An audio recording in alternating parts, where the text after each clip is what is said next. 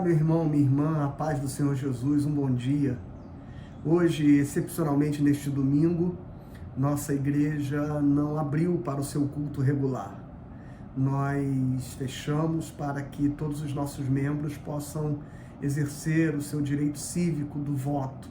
É um dia de exercício da nossa cidadania e nós, como cristãos, somos cidadãos do reino dos céus, mas temos um compromisso com a nossa sociedade, temos um compromisso com o município do Rio de Janeiro, onde residimos, e votamos aqui para prefeito, e você que nos assiste de qualquer outro lugar, certamente exerceu o seu voto na sua cidade de origem.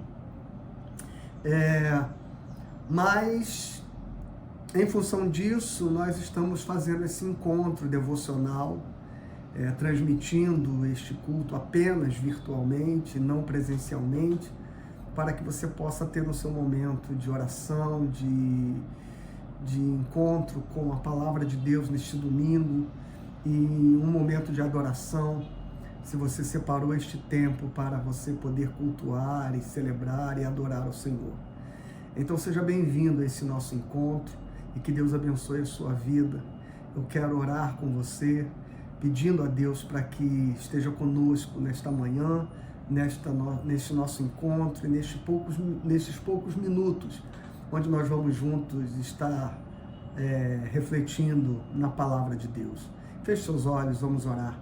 Pai amado, Pai querido, muito obrigado por nós podermos, como igreja tua, estarmos reunidos, ó Pai.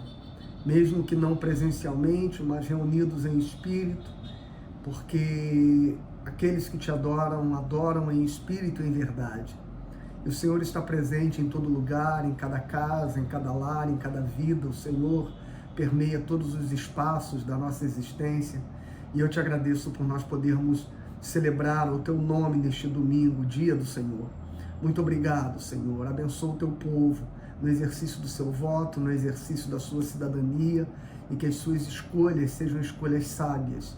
Ó Deus, sejam escolhas prudentes, sobretudo, e responsáveis. No nome do Senhor Jesus, abençoa-nos e ser conosco nesta manhã.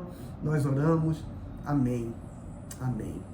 Bom, antes de nós lermos a palavra de Deus, vamos fazer um momento de louvor e de adoração? Então, vamos cantar juntos por um instante e vamos dedicar este tempo de louvor ao Senhor.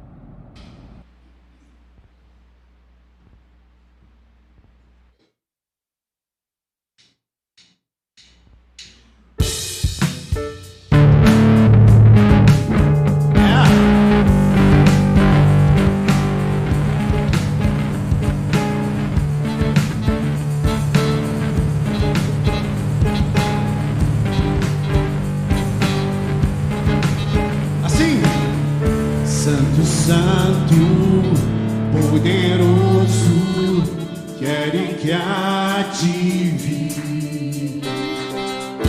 Deus da glória, és tão digno, eu me prostro a ti.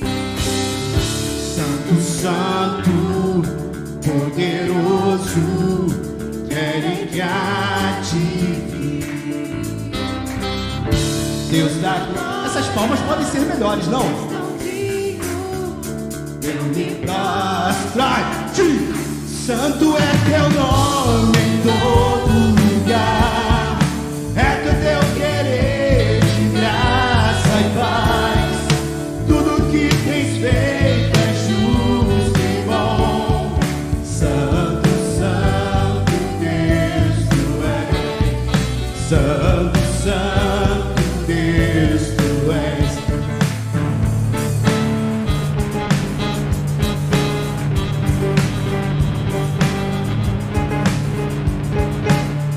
Santo, santo, poderoso, querem que ative. Deus da glória, és tão digno, eu me prostro a ti. Santo, santo, poderoso, querem que ative. Deus da glória, és tão digno, eu me prostro a ti. Santo é teu nome em todo lugar, é teu querer de graça e paz. Tudo que tens feito é justo e bom. Santo, santo, santo, santo é teu nome em todo lugar, é teu querer de graça e paz. Tudo que tens feito é justo e bom. Santo, santo Deus tu és.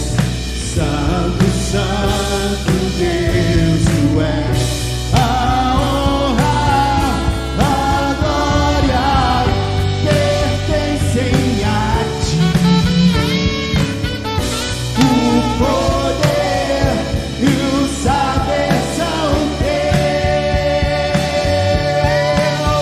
Aleluia! A honra, a glória pertencem a ti. O poder e o saber são teus. Santo é teu nome em todo lugar, é teu querer de graça e paz. Tudo que tens feito é justo e bom. Santo, santo, santo, santo é teu nome em todo lugar, é teu querer de graça e paz. Tudo que tens feito é justo e bom. Santo, santo Deus tu és. Santo, santo Deus tu és. Aleluia! Glória a Deus, Ele é santo a todo tempo. Ele é digno de louvor e toda honra. Aleluia! Adoramos ao Senhor, Espírito em verdade, porque Ele está aqui. Aleluia! Glória a Deus, Senhor, te agradecemos, meu Pai. Aleluia! Aê, graças a Deus. Amém. Eu quero ler com você o texto do Evangelho de Mateus, no capítulo 22, versículos 34 ao 40. É um breve e pequeno texto.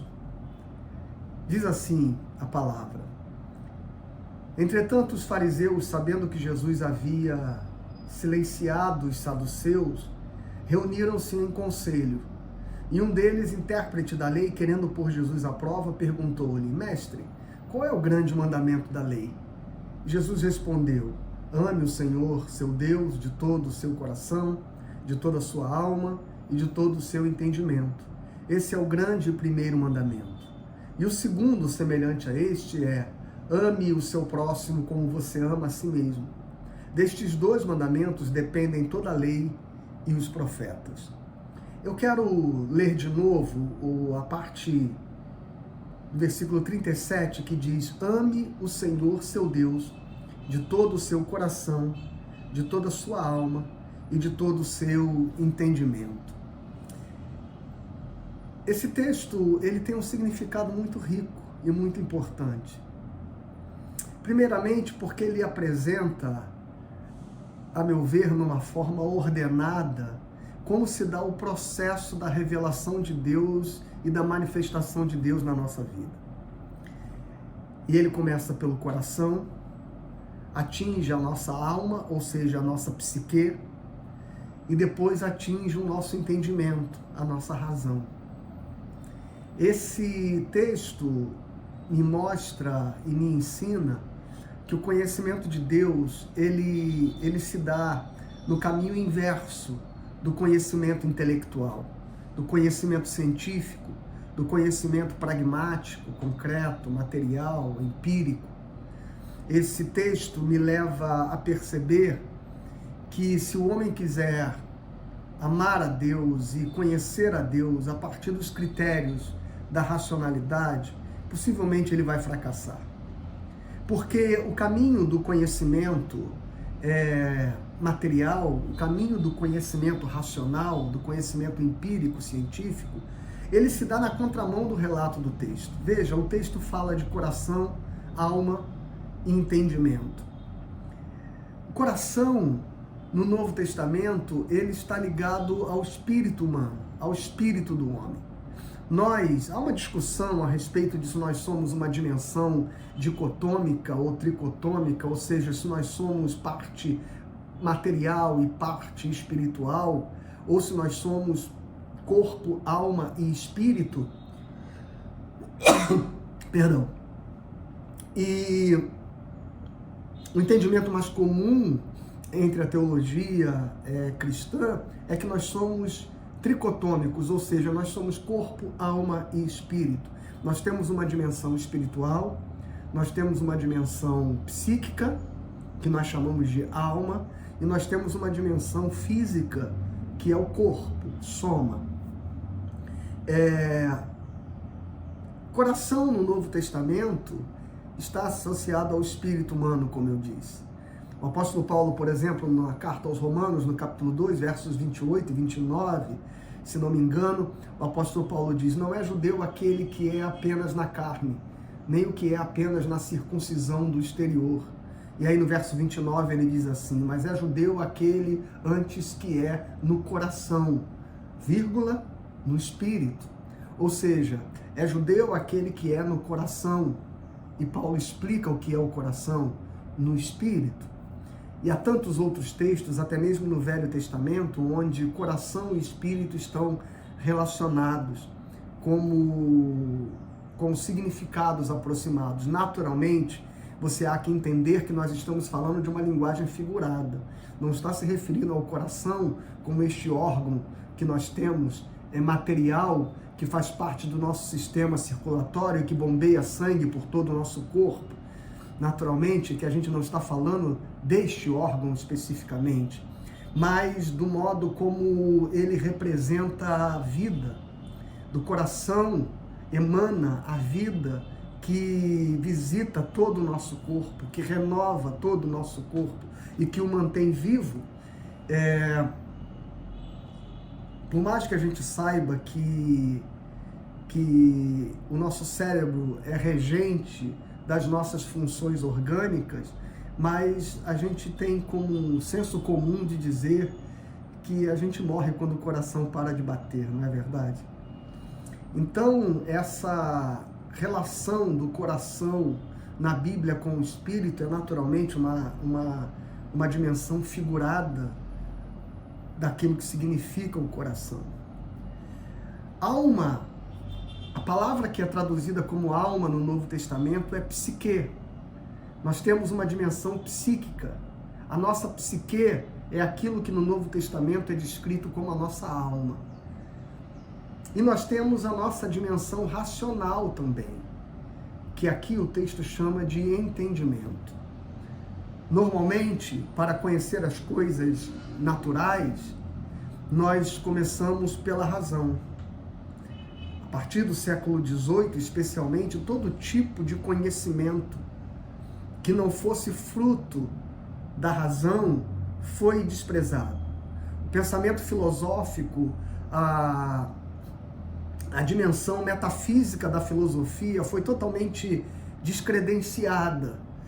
Os pensadores racionalistas descredenciaram a metafísica como fonte de conhecimento. Perda de tempo, diziam eles. Nós só podemos conhecer aquilo que conhecemos a partir da experimentação, a partir do método científico. E então, a partir disso, a própria filosofia passou a ser usada como apenas critério epistemológico da ciência e perdeu o seu papel tão relevante. Juntamente com ela, também a fé.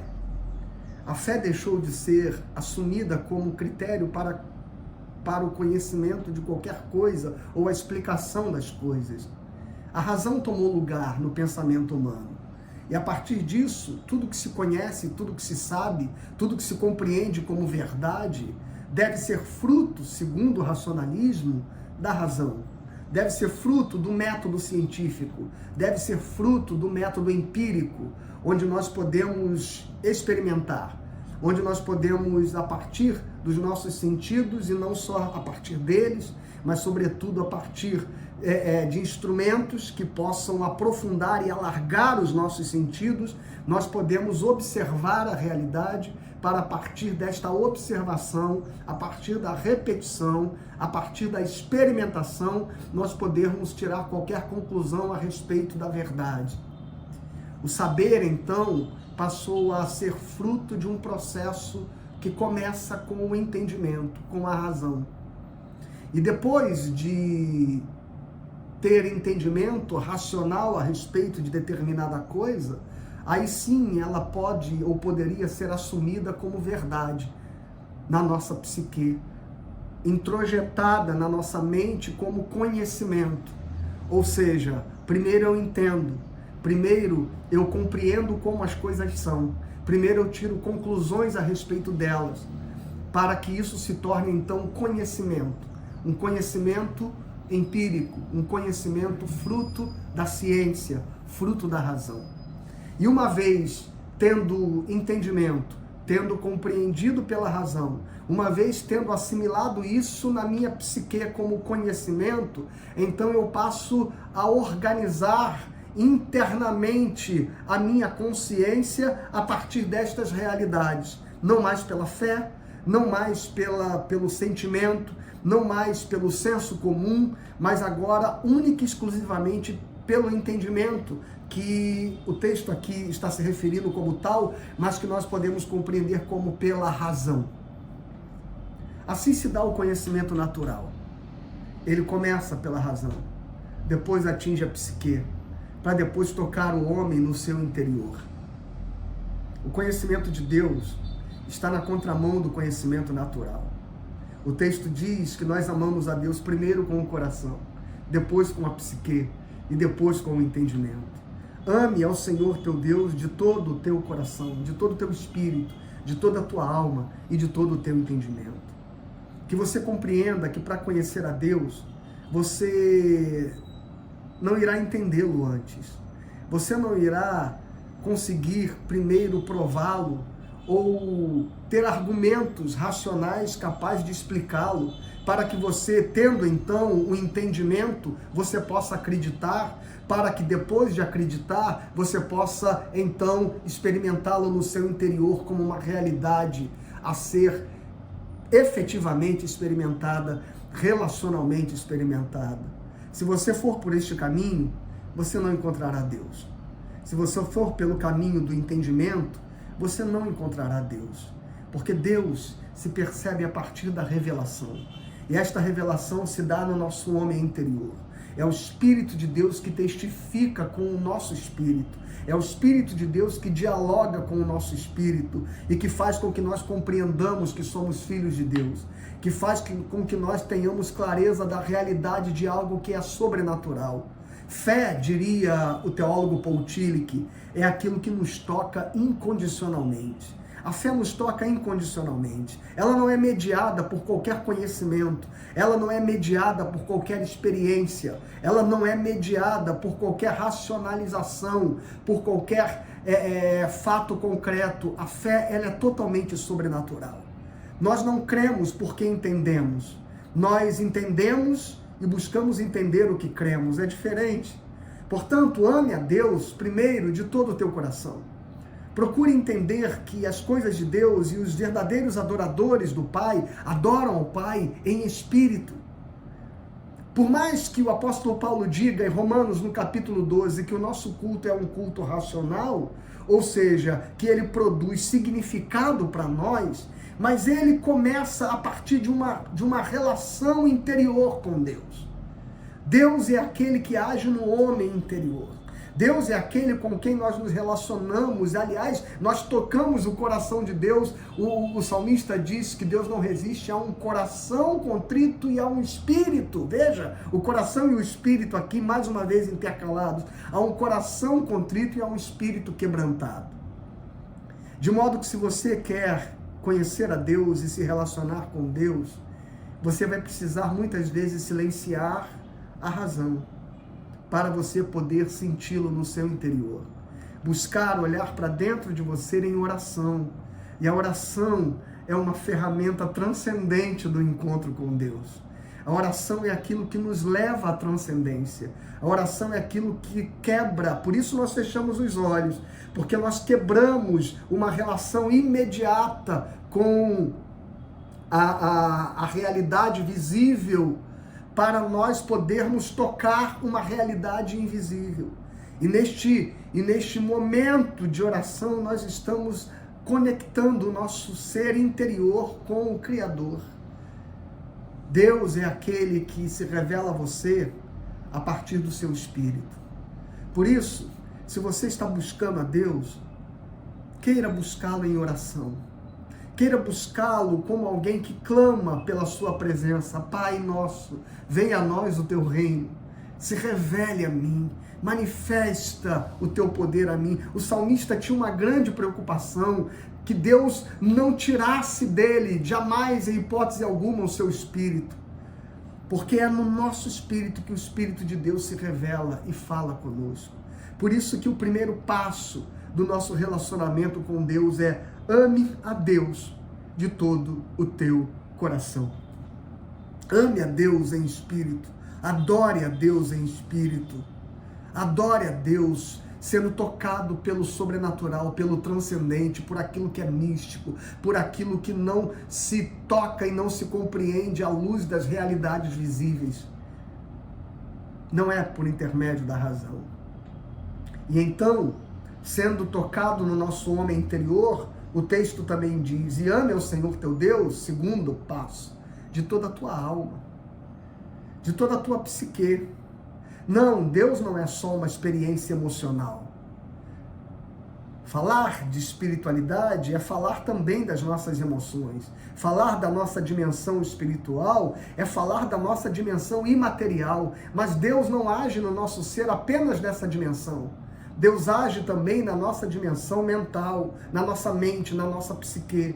Deus produz interiormente em nós significados. E esses significados tocam a nossa mente. E esses significados tocam a nossa identidade, a nossa individuação, a nossa compreensão de quem nós somos.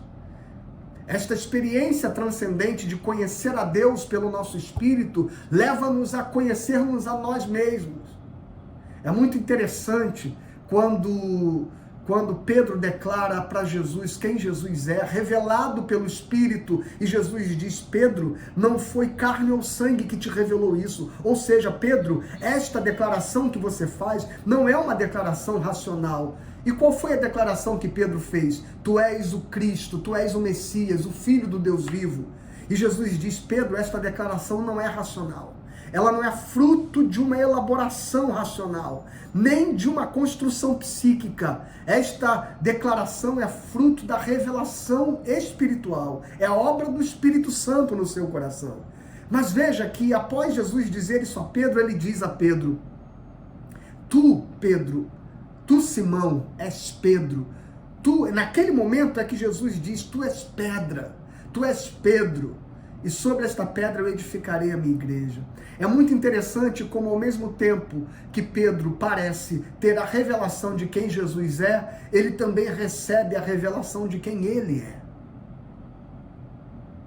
Então, o encontro e o relacionamento com Deus não é para que você fique no aspecto da transcendência, no aspecto da mística deste encontro, mas é para que você evolua na compreensão de quem você é.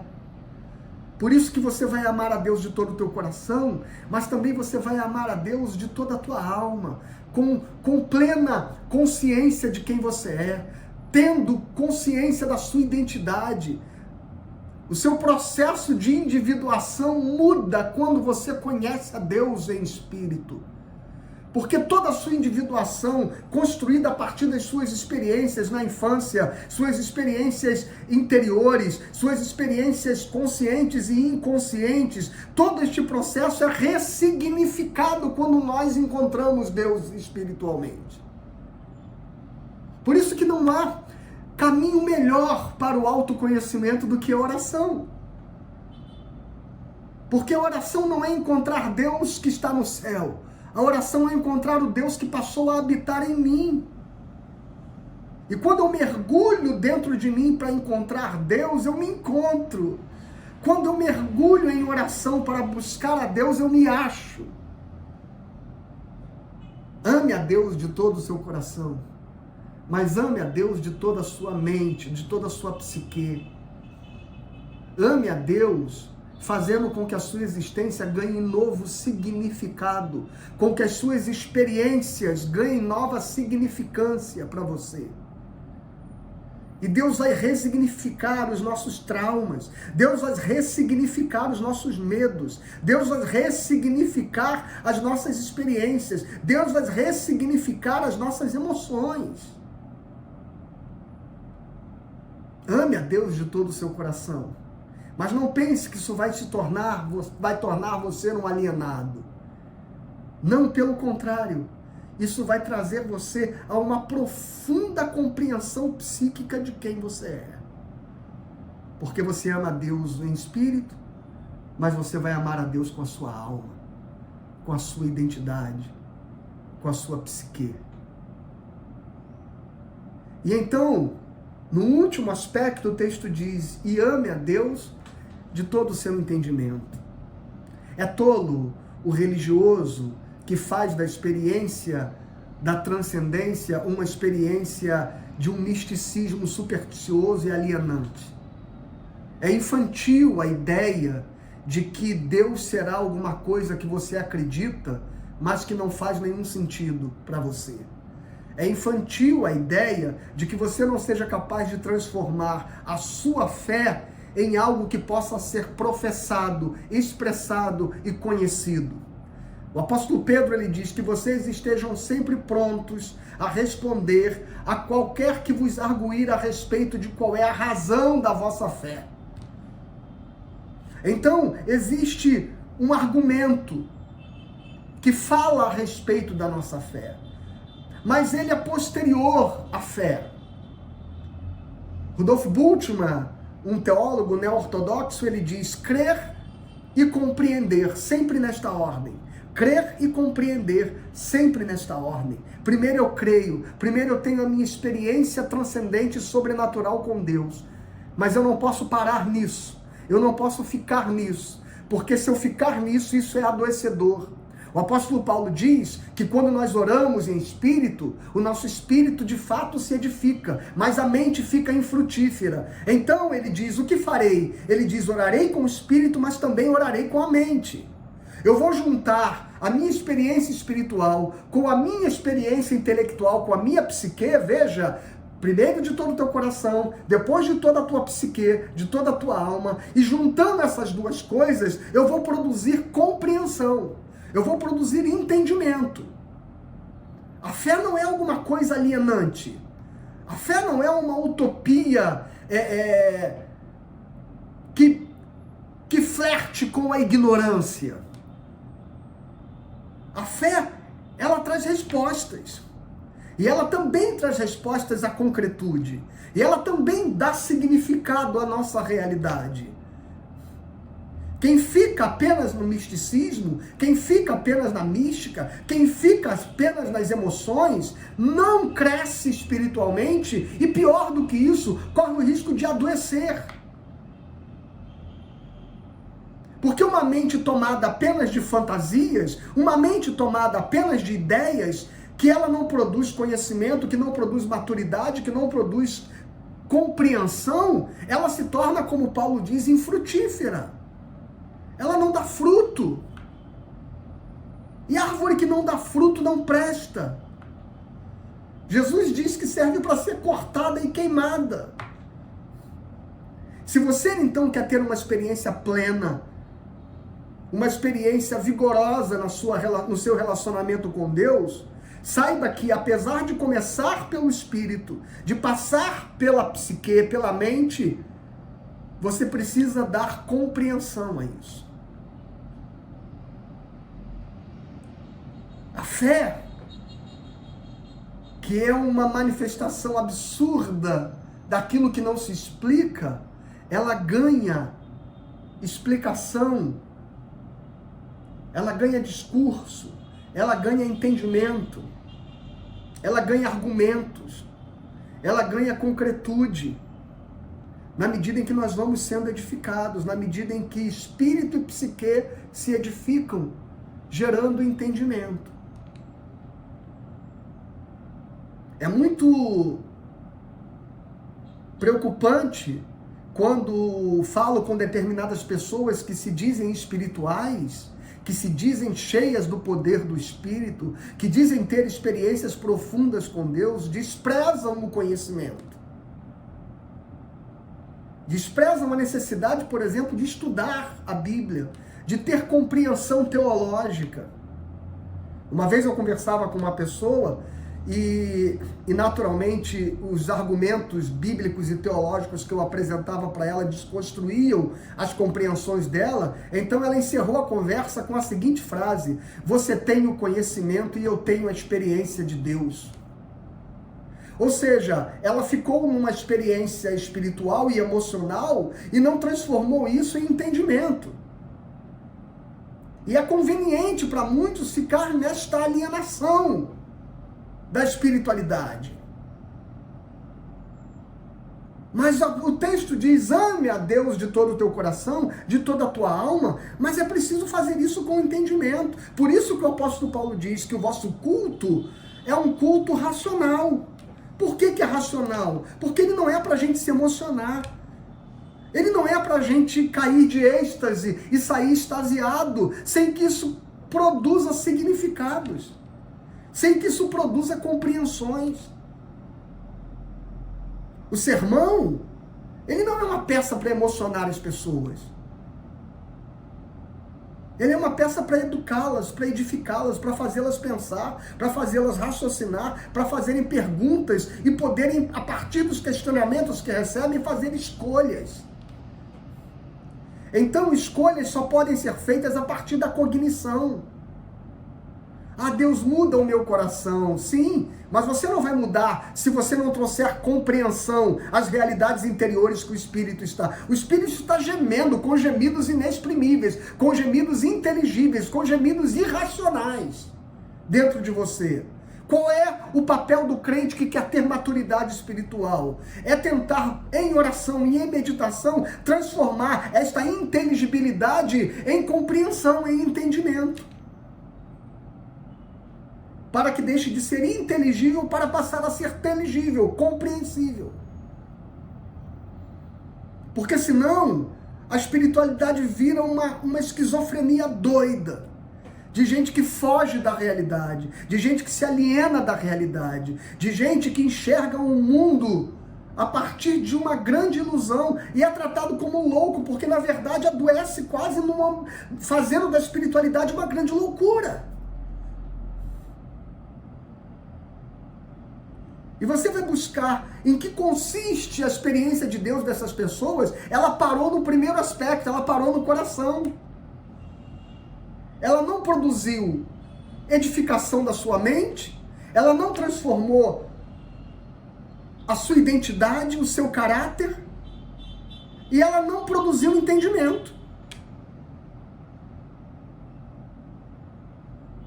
São pessoas que vivem a sua experiência religiosa baseado nas experiências emocionais. Então ela sentiu de Deus. E ela não consegue transformar esse sentir em algo que dialogue com a compreensão, com a razão. Fica no sentir. Mas veja, irmãos, ame ao Senhor teu Deus, é o primeiro grande mandamento. Nas emoções do espírito, na edificação da mente e no entendimento da razão. E veja se não é isso que está escrito em Romanos capítulo 12. Não vos conformeis com este presente século, mas transforme a sua mente pela renovação do seu espírito. Ou seja, o espírito se renova e transforma a mente. Apresentando a Deus o vosso culto racional. Então, o nosso culto racional é fruto de uma mente que foi transformada pelo Espírito, de todo o coração, de toda a sua alma e de todo o seu entendimento. Que Deus abençoe você, para que você tenha uma vida espiritual madura. Que você não busque a Deus pelo caminho da razão, mas que você saiba que o Deus que se revela pelo caminho do Espírito, ele vai resultar numa compreensão transformada do mundo e de você mesmo. Deus abençoe você. Um bom domingo, sob a graça de Deus. Vamos orar? Senhor amado, Pai querido, nós te agradecemos por este domingo, por mais uma semana que inicia, e entregamos nossas vidas em Tuas mãos. Te agradecemos por este momento, pela Tua palavra aos nossos corações, e que o Senhor esteja com cada lar e com cada família. No nome do Senhor Jesus Cristo, que o Senhor esteja manifestando Tua cura, Tua salvação, Tua graça e o Teu amor sobre cada coração que estão conosco hoje, nesta manhã. Obrigado por este encontro e que o Senhor guarde a todos debaixo da Tua paz. No nome de Jesus, amém. Que a graça do Senhor Jesus, que o amor de Deus, o Pai, e que a comunhão e as consolações do Espírito Santo estejam sobre você, sua casa e sua família, hoje e sempre. Amém.